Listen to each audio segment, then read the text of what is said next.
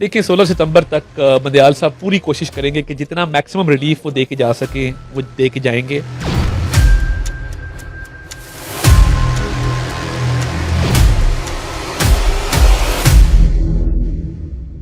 उनकी mother in law जलसों में ना सिर्फ जाती हैं, अब एक सास का क्या काम है कि वो अपने दामाद के जो कॉलीग्स हैं, जो बाकी जजेस हैं, उनसे बात कर रही हैं फैसलों के हवाले से।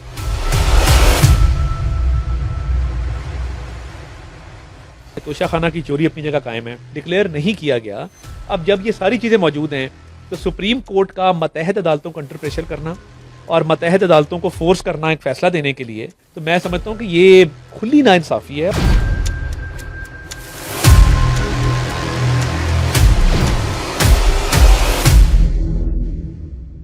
एक लाडले के लिए मैच फिक्सिंग भी है, बेंच फिक्सिंग भी है, और ये अब खुल के सामने आ गया है कि सदर पाकिस्तान और चीफ जस्टिस ने मिलकर ये खेल खेला।